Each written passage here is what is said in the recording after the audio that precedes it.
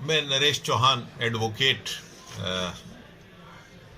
रिजांगला शौर्य समिति का general secretary, Maharana Pratap जयंती समिति का अध्यक्ष, बाबू बाल मुकुंद गुप्त साहित्य संरक्षण परिषद का संरक्षक और एक सामाजिक कार्यकर्ता होने के नाते हम चाहेंगे कि जो बजट है वो आंकड़ों की बजाय, अक्सर देखा यह जाता है कि भाई बजट में आंकड़ों से खाना पूर्ति की जाती है। जो जनमानस के, आम आदमी के, आम नागरिक के एक अपेक्षा होती है, उनकी एक आकांक्षा होती है, आशा होती है।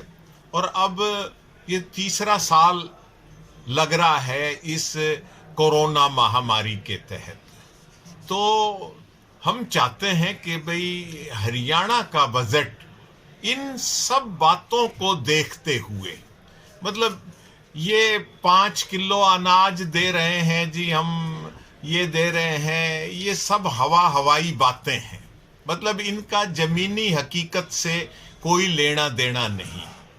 आप हर आदमी को, गरीब की ही मत सुध लो, सब गरीब हैं। अमीर तो गिने चुने ही हैं देश में, उनकी लिस्ट हम बार बार देश विदेश और मैगजीन में छापते रहते हैं, बाकी तो सब गरीब हैं। तो हर आदमी को, हर हरियाणा वासी को कुछ ना कुछ मिले, उसके अकाउंट में डायरेक्ट पैसा इस बजट के माध्यम से डाला जाए। जो इनकम टैक्स पेई हैं वो अपने आप अपना इनकम टैक्स बचाने के लिए उस पैसे को नहीं लेगा, और जिसको जरूरत है वो आपको दुआ देगा कि हाँ, बजट में 2,000 रुपए, 5,000 रुपए मेरे खाते में आए हैं। ऐसा बजट होना चाहिए।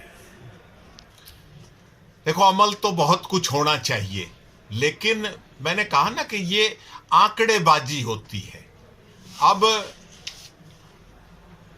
डिफेंस यूनिवर्सिटी बिनोड़ा की घोषणा को 10 साल से भी ज्यादा हो गए, लेकिन काम नहीं हुआ।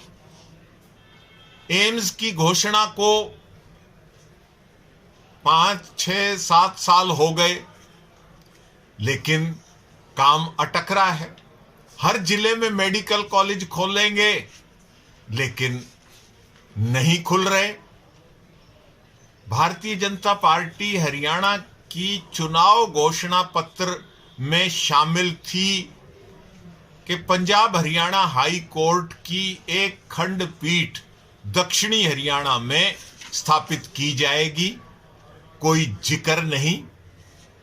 तो ये सब चीजें आवश्यक चीजें हैं, ये इलाके की आवश्यकता है। हमारे कल्याणकारी वेलफेयर स्टेट में हम प्रजातंत्र में जी रहे हैं।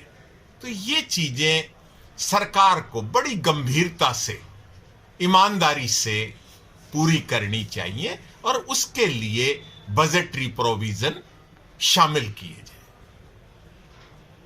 सबसे पहली बात तो मैं कहूँगा कि जो बेरोजगारी है, बेरोजगारी स्तर जो गिर गया है, इसको थोड़ा सा अप किया जाए, लोगों को रोजगार के अवसर दिए जाए। और नंबर 2 बात है, जो महंगाई चल रही है, चरम सीमा पे चल रही है, आम आदमी के से हटके है, बहुत भारी पड़ रहा है, इसको थोड़ा कंट्रोल किया जाए। और तीसरी बात है, जो शिक्षा के ऊपर सरकार का कोई विशेष ध्यान नहीं है। कोविड काल में जो बच्चों का लॉस हुआ है, पढ़ाई का नुकसान हुआ है, घर बैठ के पढ़ाई नहीं हो पाती है, तो अच्छी बात ये रहेगी कि बच्चों को इस समय का लाभ देकर उनको सौपन करने के बारे में सोचा जाए। बजट के बारे में सरकार से उम्मीद है कि अच्छा बजट लाए, क्योंकि लास्ट 2 साल से कोरोना के कारण काफ़ी लोगों का जो बिजनेस करते हैं उनका काफ़ी काम डाउन चला गया। हम ये चाहते हैं सरकार कोई ऐसा टैक्स ना लगाए जो छोटा व्यापारी को दिक्कत हो। तो हम उम्मीद करते हैं सरकार महंगाई पे कंट्रोल करे, और जो भी है ये अपना टैक्स एक्स्ट्रा ना हो कोई। नया प्रोजेक्ट तो ये है जो ये चर्चा में है, एम्स तो काफ़ी साल से चर्चा में है, लेकिन ये प्रोजेक्ट होना चाहिए, पूरा होना चाहिए। मैं सरकार से उम्मीद करता हूँ कि इसी बजट के दौरान काम शुरू किया जाए। सर जो है इन्होंने जो वादे किए थे नौकरी के, जैसे युवा वर्ग के नौकरी के वादे किए थे, वो भी पूरे करने चाहिए।